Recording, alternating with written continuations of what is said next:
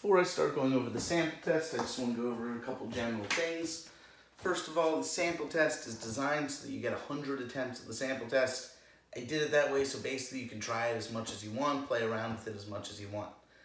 All the questions on the sample test should look of the same form of the ones I'm about to go over, but each test is different in that there's questions where they randomize the numbers. So the things that I'm doing on the board might look exactly like what's in your sample test, or they might look similar where the steps would be the same, but it's not the exact same numbers or problem. Another thing I want to say is, in general, the sample test should look very similar to the real test.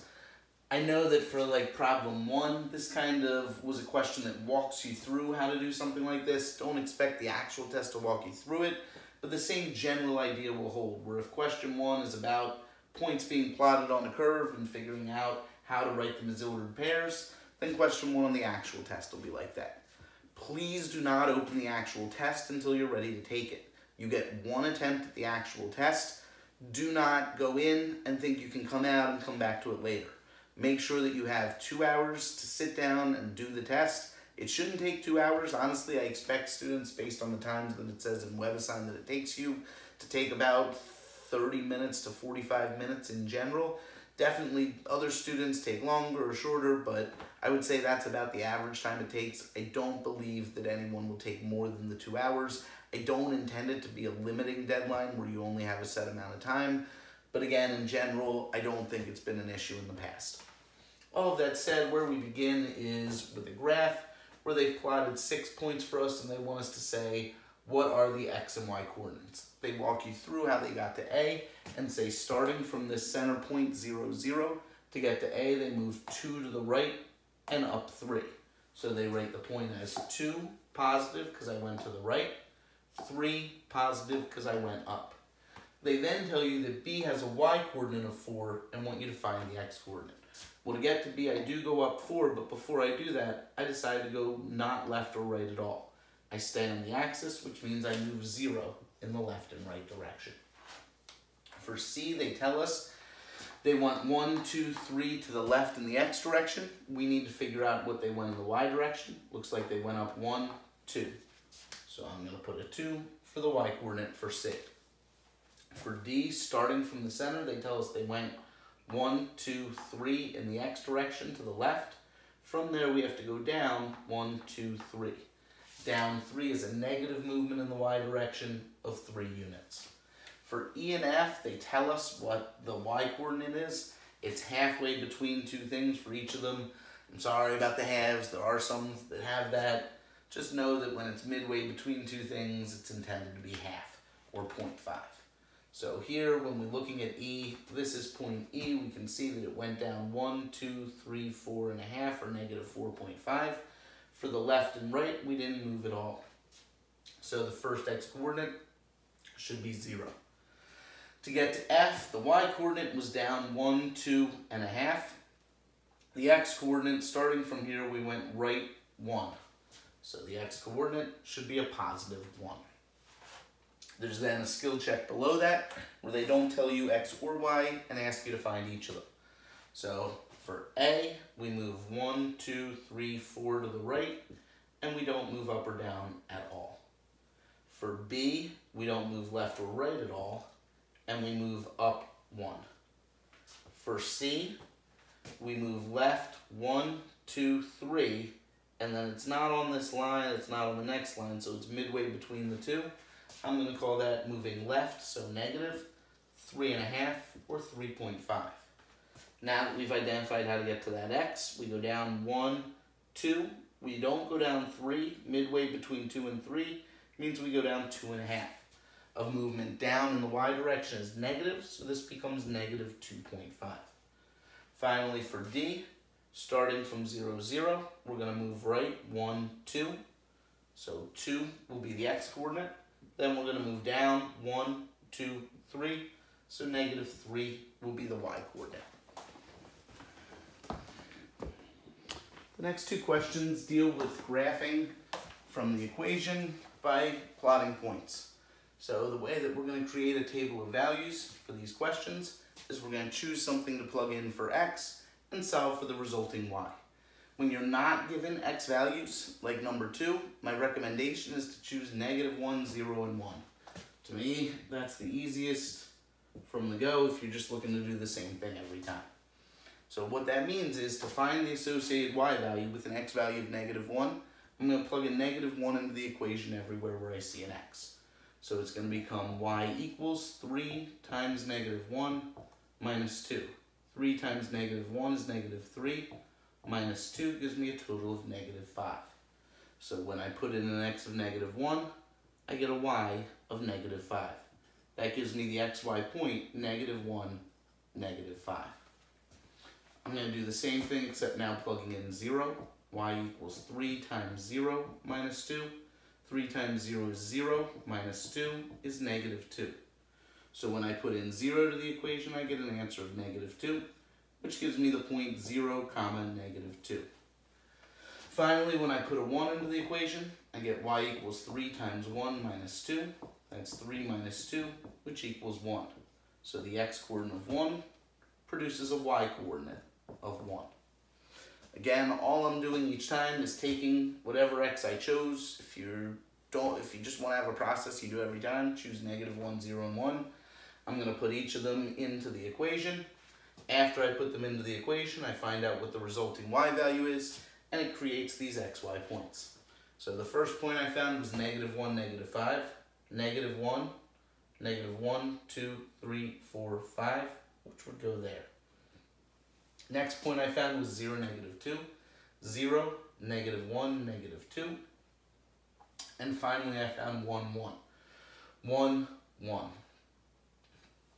As you can hopefully see, these do line up and form a line, so I'd want to use the graphing tool in WebAssign to say there's my line that goes through them all.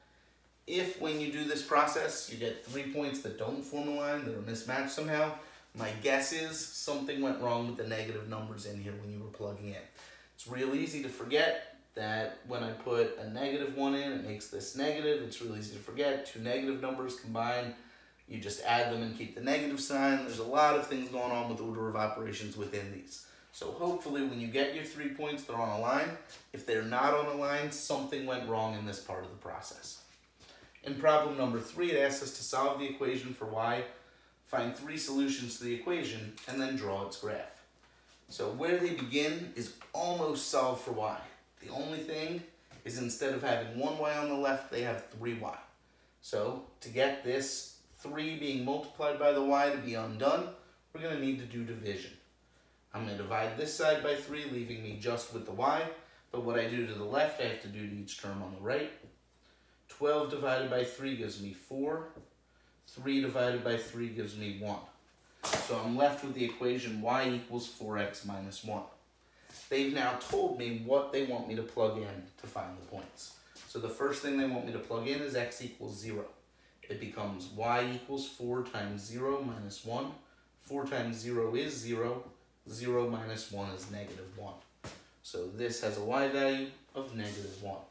They then tell me to put in 1/4. 4 times 1/4 minus 1. 4 times 1/4 gives me 4 over 4, which reduces to 1. When I then subtract 1 from that, I should get an answer of 0.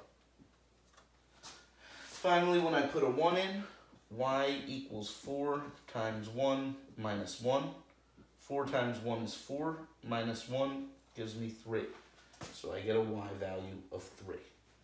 I now see these as x, y points, the same way I did above here. The first point tells me move 0 left or right, move down 1. The second point tells me move right 1/4, so I'm going to go a little bit towards there. Then I'm going to go up 0, so let's say right about there. Final point tells me 1 and up 1, 2, 3, which would be there. Connect them in a line. This 1/4 point obviously is not very accurate with the way that I'm doing it, just kind of freehanding, but hopefully they do look like they kind of form a line. And that would be my answer to number 3. Question 4 asks me to graph the equation by the intercept method. What the intercept method has you do is plug in 0 for x, solve for y, plug in 0 for y, solve for x. So we're going to start by plugging in 0 for x. 4 times 0 plus 5y equals 20. 4 times 0 is 0, so this term goes away, and I'm left with 5y equals 20. If I divide each side by 5, I get y equals 4. So that point that I got was an x value of 0, a y value of 4. Next thing I'm going to do is plug in 0 for y and solve for x. So 4x plus 5 times 0 equals 20. 4x equals 20. Divide by 4, divide by 4, x equals 5. So that point, we get 5 for x when we put 0 in for y. When you use the intercept method, you're going to have one of each. One point where there's 0 for the x coordinate, one point where there's 0 for the y coordinate. That means this first point, if I want to graph it, 0, 4, I go 0 left and right, up 1, 2, 3, 4. If I want to graph 5, 0, I go 1, 2, 3, 4, 5 to the right, 0 up and down. If I now connect these 2 points into a line, this would be that line graphed using the intercept method. For problems 5 and 6, we're looking at lines where they only give us one coordinate. When I only have either an x equals or y equals line, I like to make points by fixing the thing they gave me and then just making up what I want for the other. Here's what I mean by that. Every point can be written as x comma y as an ordered pair. When you have an x equals line, this point is set, the x part of it. So I can make as many points as I want as long as the x is set at -7 for each of them. So I can choose 0, I can choose 5, I can choose -2 if I want. If I then go to graph it, the first point, -7, 0, would be 1, 2, 3, 4, 5, 6, 7 to the left, and 0 up or down. -7, 5, I'd go that same 7 to the left and go up 1, 2, 3, 4, 5, right about there.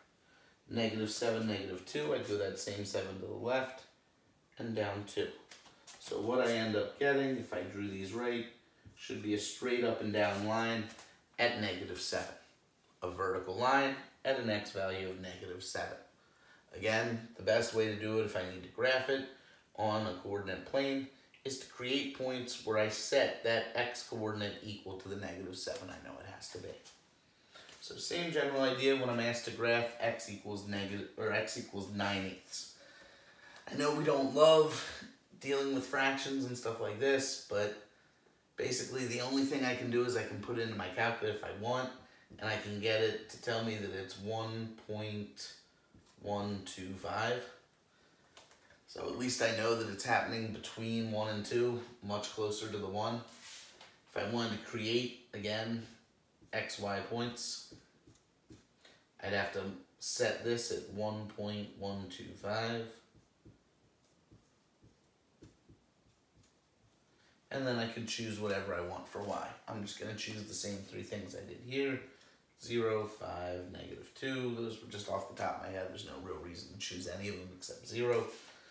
0 I like to always put in because that's the easiest one to do. So 1.125 to the right and 0 up or down. Here's 1, there's a little more than 1, and 0 up or down. 1.125, up 5, about there. 1.125, down 2, about there. It's a straight up and down line at x equals 9/8.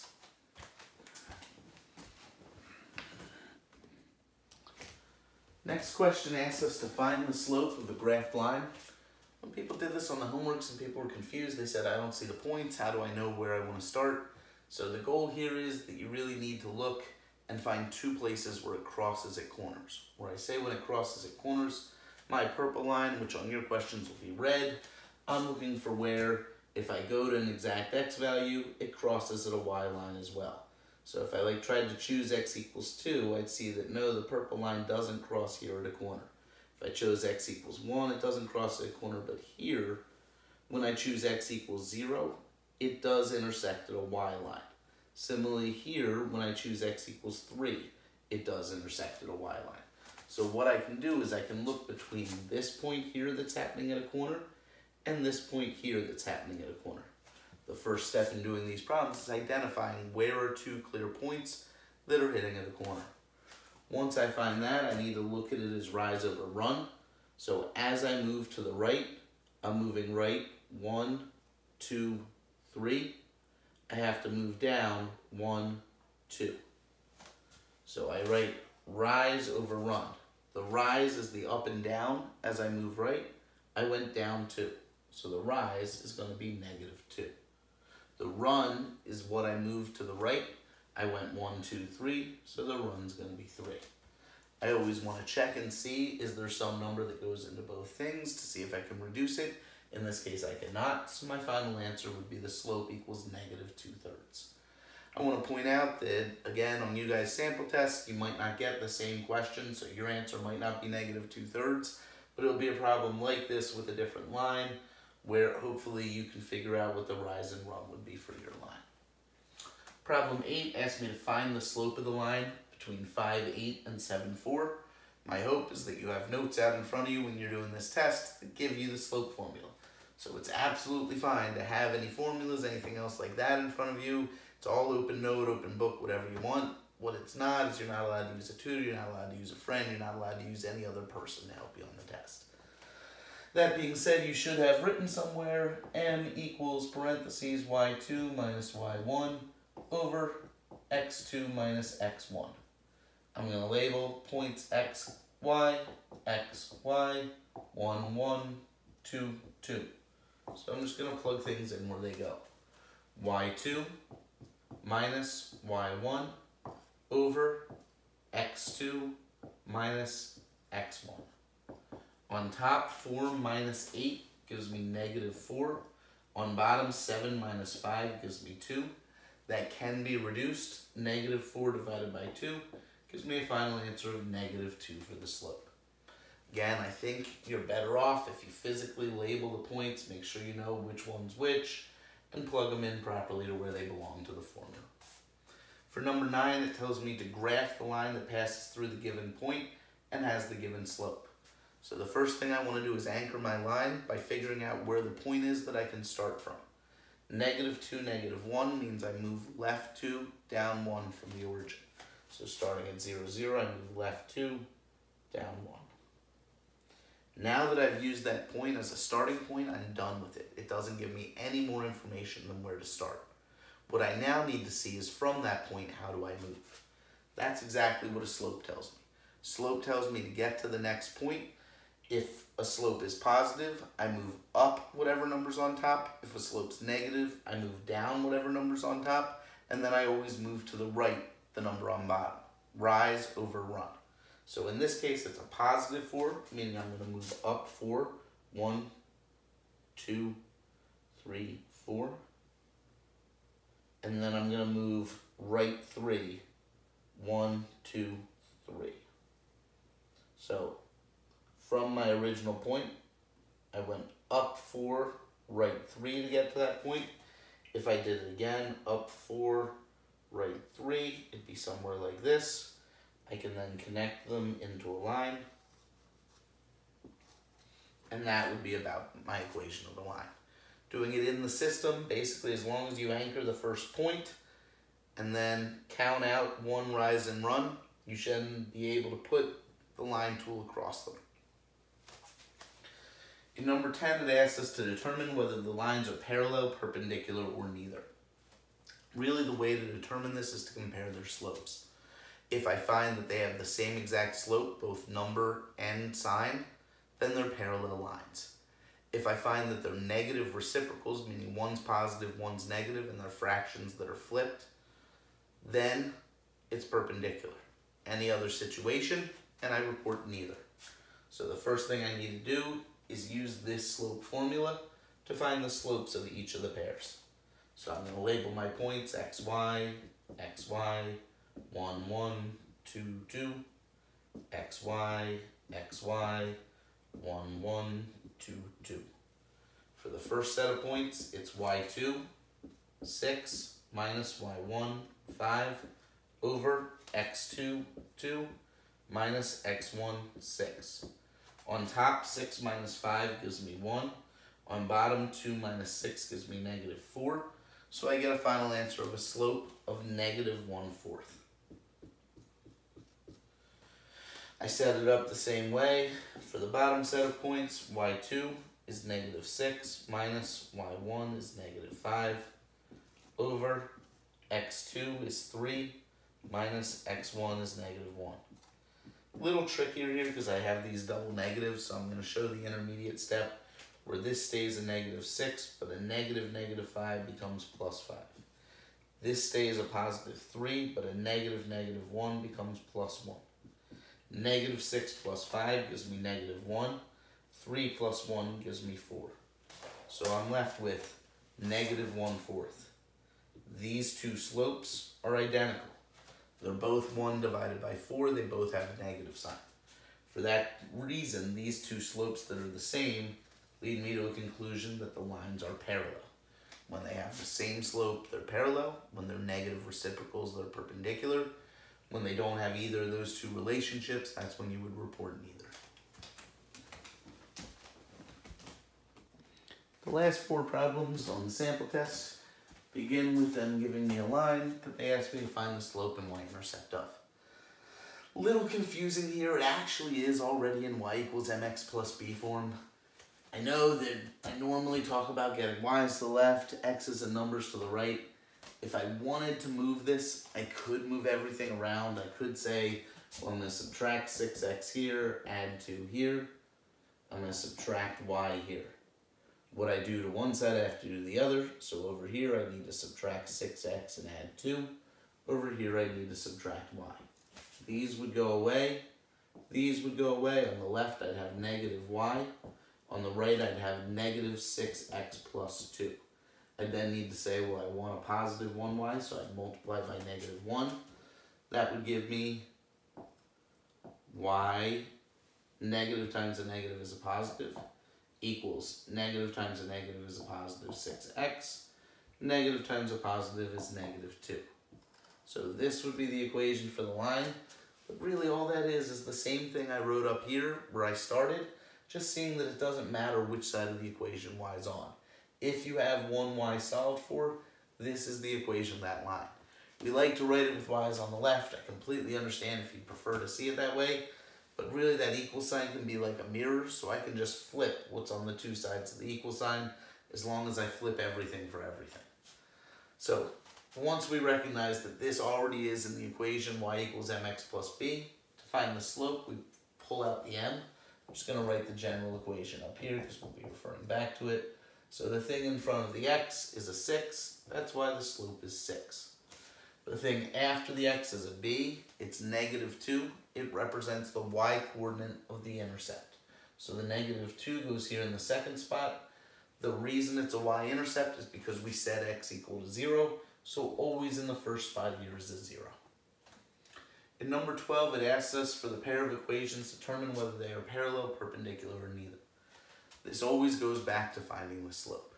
So what I'm going to need to do is, since this is already in y-intercept form and I can see this has a slope of negative 2, I'm going to need to put this into y-intercept form and look for one of two things. Either a slope of negative 2, which would mean they're parallel, or the negative reciprocal. In this case, negative 2 would be negative 2 over 1. So the negative reciprocal would be flipping that 2 over 1 to a 1 over 2. And since this is negative, it would have to be positive. So if the answer I get when I solve for y here, and I try and pull out the slope is negative 2, in that situation, parallel. If it's positive 1/2, in that situation, perpendicular. Anything else, and I would report neither. So I'm going to start by moving the x term, minus 2x, minus 2x. That gets me to negative y equals negative 2x plus 5. I want positive y, so I'm going to multiply that equation by negative 1. It's going to become negative times a negative gives me a positive y. Negative times a negative gives me a positive 2x. And a negative times a positive gives me negative 5. I don't really care about all that end part. If I'm looking for parallel, perpendicular, neither, this is what I really care about. In this case, it's a positive 2. In this case, it's a negative 2. They're not the same. They're not negative reciprocals. For that reason, I'd have to select neither. In number 13, it asks me to find the slope and y-intercept. In order to be able to do that, I need to solve for 1y. So the first thing I'm going to do is move this 6x. Minus 6x here, minus 6x here. I'm left with just 9y on the left. These are not like terms, cannot be combined. I want to write it in my mx plus b form. So I'm going to write the x terms first, negative 6x, and the number term next, plus 18. I now have everything in the positions I want them in. Y is on the left-hand side, x term and numbers on the right-hand side, but I need to make sure that I get exactly 1y. Right now, 9 is being multiplied by y, so to undo multiplication, I'm going to do division. Divide this side by 9. What I do to the left side, I have to do to each term on the right. So this equation becomes, these 9's go away, and I'm just left with y. I have negative 6 over positive 9. There is a number that goes into both 6 and 9, specifically 3 goes in. 3 goes into the top twice, 3 goes into the bottom 3 times. So by reducing this by 3, dividing both top and bottom by 3, I'm left with negative 2 over 3x. When I divide 18 by 9, my calculator tells me that's 2. So I get to the final y equals line. Y equals negative 2/3 x plus 2. From that, in front of the x is the slope, so I can pull the slope out as negative 2/3. After the x term is the intercept. Specifically, this b represents the y coordinate of the intercept. So here this is a positive 2. I'm going to put a positive 2 in as the y coordinate. And always 0 is the x coordinate of the y-intercept. Final problem on the sample test, write the equation with the given slope and y-intercept.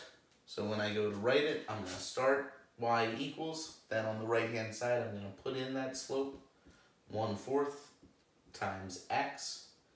Then, if it was a positive number, I'd say plus that b. Here, because it's a negative 2, I'm going to write minus 2. This is the proper equation of a line with this slope and this intercept. I now need to graph it. The way that I'm going to graph it is I'm going to start at the intercept, 0, negative 2. Once I have that point as a starting point, I'm done with the intercept. I now need to turn my attention to the slope. Slope says 1 over 4, which means I rise 1 and I run 4. So from that point I've already established, I'm going to go up 1, right 1, 2, 3, 4. I can do it again, up 1, right 1, 2, 3, 4, and then I connect these points into a line.